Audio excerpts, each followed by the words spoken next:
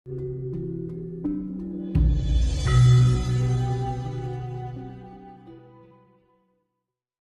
Jatikusumo. Terima kasih Mas. Jadi saya juga mengucapkan terima kasih pada adik-adik karena diviralkannya beberapa pengalaman dan beberapa pikiran saya yang lalu. Saya semakin tua semakin sibuk, tapi menyenangkan. Jadi sampai lupa kalau sekarang itu sudah tua gitulah. Berbicara masalah dunia akhir-akhir ini, seperti halnya buku yang saya tulis bahwa karena manusia itu sudah penuh di dunia ini, yang jumlahnya sudah sekitar berapa M ya, 6 atau 7 miliar gitu ya. Tapi tidak semakin lama dunia semakin bumi, menurut saya bumi itu semakin mantap, semakin indah dan semakin kukuh, tapi kelihatannya justru semakin rusak. Rusaknya itu dikarenakan emosi-emosi dari nafsu manusia yang banyak tidak terkendali. Nah, sebagai manusia yang kebetulan salah satu dari warga negara Indonesia, ini saya secara pribadi sangat beruntung sekali. Kenapa? Karena Indonesia itu merupakan miniatur dunia dan sekaligus perwujudan dari surga itu sendiri. Ada beberapa hal yang perlu kita renungkan. Satu, real bahwa Indonesia itu adalah surga yang dimaksud di dalam kitab-kitab suci. Sebagaimana saya utarakan yang lalu, bahwa di surga itu di bawahnya mengalir sungai bersih, jernih, gemericik, dan di sana ada tanaman antara lain jahe dan merica. Nah, jadi jahe dan merica inilah yang disebut oleh bangsa Eropa itu adalah pala. Jadi pala. Oleh karena itu Mojopahit pengaruhnya menguasai dunia karena perdagangan yang didagangkan ada. Dari hasil lautnya ada, dari hasil tambangnya ada, dari hasil hutannya ada, dari hasil flora dan faunanya ada. Antara lain adalah pala itu. Maka dari itu sebenarnya Singosari itu adalah fondamen dasar berdirinya Mojopahit. Dan kekuasaan Mojopahit itu pengaruhnya minimal sekitar 341 tahun. Didasari oleh fondamen yang pernah diikrarkan ya, atau disumpahkan oleh Prabu Kertanegara di Singosari. Fondasinya nggak yang? Ya, fondasinya kurang lebih ucapannya demikian. Prapta eka dharma putra Nusantara, ingsun tan hamukti palapa, lamun durung eka ing Nusantara. Jadi beliau itu tidak merasa puas lamun durung eka ing Nusantara. Kalau Nusantara itu belum merupakan satu kesatuan bangsa yang kukuh, kokoh, dan kuat. Nah, itu sumpah itu mungkin yang selanjutnya dimaksud sumpah Gajah Mada itu mungkin itu ya. Lalu karena terus dilanjutkan oleh Mojopahit itu. Oleh karena itu jauh-jauh pada tahun 60-an Bung Karno itu sudah membuat satelit yang namanya satelit Palapa. Karena Bung Karno pengen pengaruhnya mengulangi kewibawaan Mojopahit dalam seluruh dunia.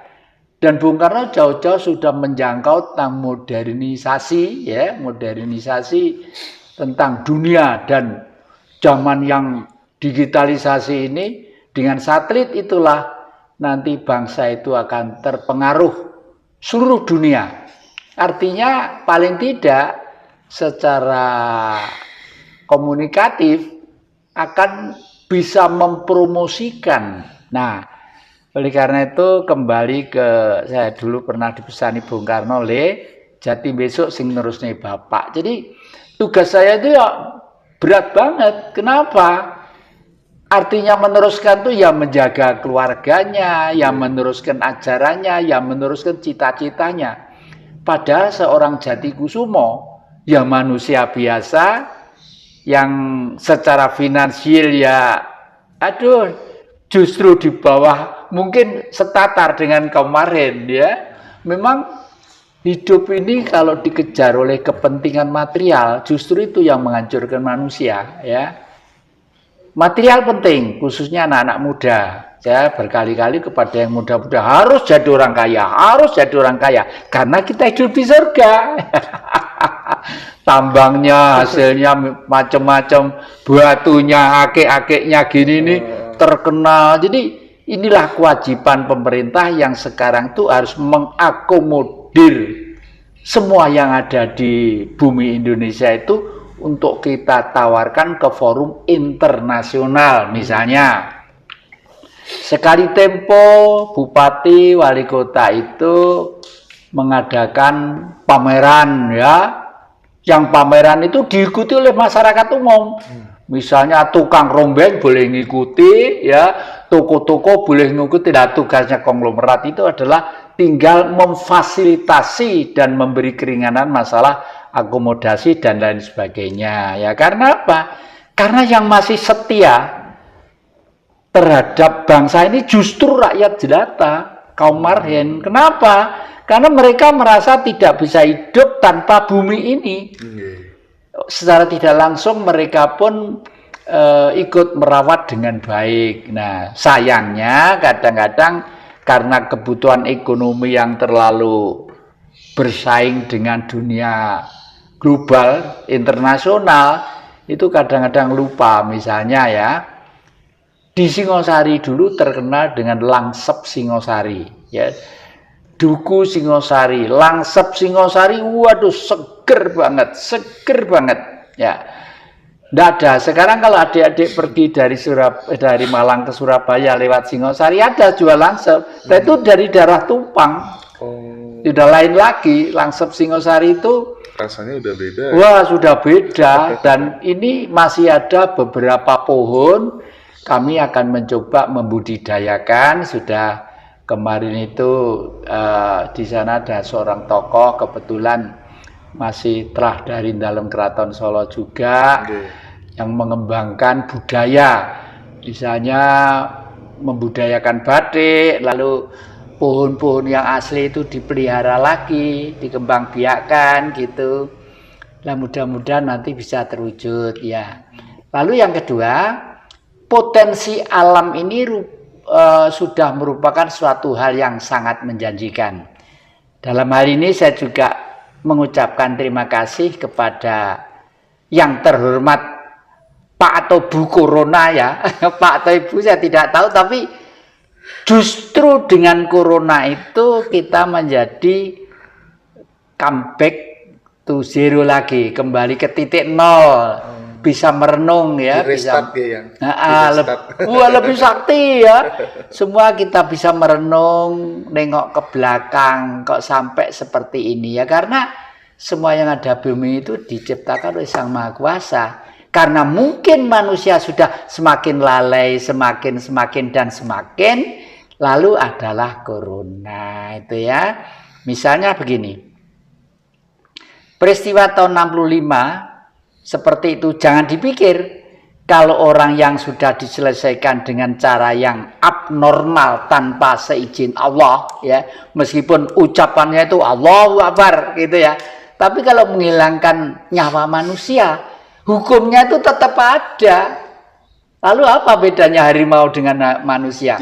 Kalau harimau makan manusia nggak salah, nggak dosa sama sekali, karena memang hukumnya itu dia harus makan daging, makan ini ya. Tapi kalau manusia memakan manusia, itu hukumnya waduh sudah sama dengan bertentangan dengan yang maha. Dan itu biasanya adalah arogansi dari emosi-emosi yang keterlaluan dan tidak dipikirkan secara jernih.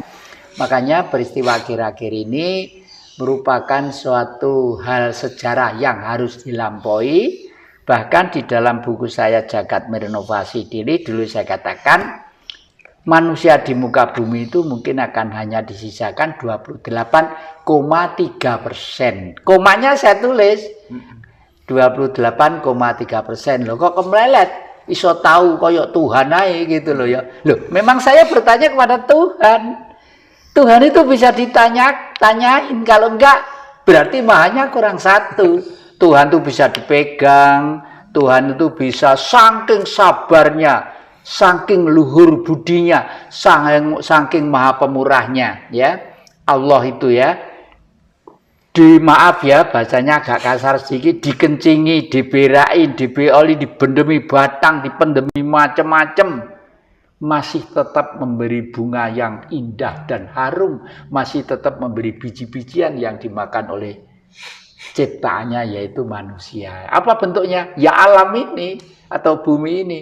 Makanya ya kakek ini sudah terlanjur menjadi manusia idealis yang terlaluan ya. Saya itu pedomannya rumah itu kalau nggak besar, nggak puas. Barang-barang yang saya taruh di dalam rumah saya itu semua harus bernilai. Dan guru saya siapa? Guru saya satu, guru sejati yang ada di dalam tubuh saya. Yang kedua, guru secara umum adalah guru yang pernah mendidik saya. Mulai dari SD, SMP, sampai SMA, sampai perguruan tinggi. Ya yang terakhir, Maha Guru saya yang memberi didikan supaya otak saya itu menjadi otak manusia yang betul-betul benar berperilaku di tengah-tengah masyarakat secara umum. Ya Bung Karno, tidak ada lain guru saya itu. Di samping kok kebetulan masih satu keluarga ya, dan pesan beliau itu memang harus saya lakukan apapun yang terjadi, minimal itu. Selain pesan yang tadi, Bung Karno pernah mengatakan, besok Jati yang meneruskan Bapak. Ada nggak yang pesan lainnya yang pernah yang dengarkan secara langsung dari beliau? Selain ya, itu. Yaitu saya waktu itu masih SMA kelas 3 ya. SMA kelas 3 waktu nyekar ke Yang Putri di Bendogrit, Blitar sana. Itu sebelumnya Bung Karno telepon ke ibu gitu ya, Bu Wardoyo. Karena saya sejak kecil, saya dan adik saya nomor 5 itu diambil anak pungut oleh beliau. Terus Pak D saya, Insinyur Sawito, itu dosen di ITB sana, dosen pertanian. Itu ke ibu pesan begini, Bu Wardoyo, yuk, ya beneran aku titip Jati ya. Jati iki dadekno wong iku dalang pinter, nari pinter ngono lah. Kebetulan saya masih muda itu kan ya rada resik, rupane rada ganteng gitu ya. Jarine wong-wong. Jarine cewek-cewek nih. Jadi Bu Wardo itu tahu saya itu seneng banget di sana lah. Sampai kalau ibu itu sendirian, Pak Wardoyo lagi kundur ke Solo, itu ibu itu satu kamar tuh yang nunggu tidur tuh saya sambil cerita gitu. Saya tidur di kamar, wah ibu di tempat tidur, saya di bawah gitu sambil cerita, ibu tuh cerita macam-macam gitu. Nah, Bung Karno kamarnya sebelahnya. Nah, waktu itulah saya mengetahui betul bahwa Bung Karno itu orang besar nomor 1 di dunia. Tapi pribadi, perasaan, dan pikirannya itu betul-betul nol total. Tidak merasa bahwa beliau itu orang pandai, orang jabatannya tinggi, orang kuasa. Di Blitar itu kan sering ada pagelaran wayang kulit. Dan dalang favoritnya itu Pak Gito Swotko dari Kademangan sana. Bung Karno itu ya kalau tidur dulu sore, tidur di kamar gitu. Setelah itu ya lihat sama-sama di tengah-tengah masyarakat gitu. Tengah-tengah masyarakat, cuma selalu pakai kopiah itu memang selalu. Ya karena beliau itu nun sewu, ini rambutnya agak butak sedikit.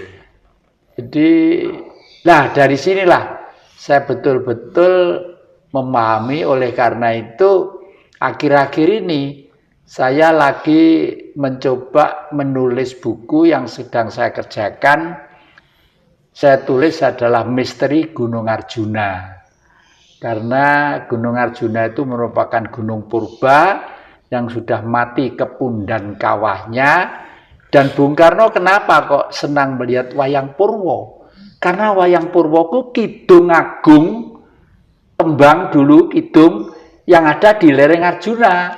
Yang ini ditulis dalam lontar-lontar yang kebanyakan itu diboyong Raffles. Ada berapa ton itu ke Eropa itu. Makanya dalam kesempatan yang akan datang mungkin saya itu akan menjadi tamunya kerajaan di Inggris sana, karena saya mempunyai sebuah lukisan yang karyanya William Churchill, Perdana Menteri Inggris pada waktu Perang Dunia Pertama. Itu mau Perang Dunia Kedua apa pertama itu ya, itu mau saya kembalikan ke sana. Kalau saya jual itu mungkin nilainya tinggi, tapi saya tidak materialistis. Saya lebih baik saya kembalikan ke sana sebagai ucapan terima kasih. Di samping si nakalnya si Raffles memboyong lontar-lontar yang jumlahnya berapa ton ke Eropa itu, ya untung diselamatkan Raffles. Kalau enggak di sini ya mungkin wes tuh rombeng disuwei gak karu-karuan, karena bangsa kita itu mungkin inilah yang dikatakan gila-gilo Cina londo gari sak judo, wong Jawa gari separuh, itu mungkin sekarang ini Jawa Jawa, Cina ra Cina, londo ra londo, jadi separuh mogol, maga. Nah, ini ya. Jadi oleh karena itu oleh karena itu ini jangan-jangan merupakan satu bacaan buat manusia. Kita harus ekstra hati-hati. Kok kebetulan kira-kira 2 bulan yang lalu saya melihat berita yang dikirimkan ke saya, video yang disuting dari lewat pesawat udara apa satelit gitu ya. Waduh, kutub utara udah lelah dan ikan-ikan di laut itu pada pengen darat. Ikan kecil-kecil tuh pengen darat. Itu di pantai-pantai di Filipina, di pantai-pantai di Laut Selatan sudah juga ada. Dan akhir-akhir ini saya itu kenal seorang paranormal kulit putih dari Jerman, namanya Jerry. Itu beliau bilang begini, beliau sekarang berada di daerah pantai selatan karena beliau pengen menyelamatkan rakyat di pantai selatan. Duh, kenapa diselamatkan? Ada 2 sebab, Pak. 1, pantai selatan itu akan dibuat lintas selatan, lintas timur, lintas selatan. Jadi di sana akan menjadi daerah yang ramai. Saya tidak ingin rakyat Indonesia itu nanti terus-menerus menderita karena belum ada orang-orang yang memperhatikan tentang kebahagiaannya sampai dia itu hidup di tengah-tengah kampung, mengantisipasi, ngajak nanti kalau ada apa-apa tolong siap-siap gini gitu ya. Dan kemarin ngomong-ngomongan seharian dengan saya di Sumberawan sana, saya kenalnya di Sumberawan. Lalu dia sekarang pamit ke saya, mampir di rumah saya sini, lalu ke Laut Selatan, malah minta dibukakan tarot juga. Dia seneng tarot, seneng banget saya ceritakan tentang tarot. Dan ya itu anehnya bilang apa? Indonesia nanti, Romo, kalau bilang saya enggak tahu siapa yang muri ngundang saya Romo, di Indonesia nanti itu akan menjadi baik kembali kalau sudah dipimpin oleh seorang raja gitu. Lah rajanya siapa dan dari mana? Wah, itu alam nanti yang menentukan, alam. Hanya kelihatannya bangsa Indonesia harus mengalami suatu peristiwa yang agak menyusahkan. Saja salaman dengan saya, jabatan tangan gitu. Karena apa? Saya di dalam buku sudah menulis Indonesia nanti akan melampaui peristiwa di mana manusia itu akan mengalami peristiwa sakit terhimpit sampai ke langit. Baru nanti kembali sadar bahwa kita hidup di surga, harus memelihara surga dengan fokus, madep, mantap, mengharap, mangudi merengalah la ilaha illallah. Nah, leluhur adalah peninggalan bumi yang namanya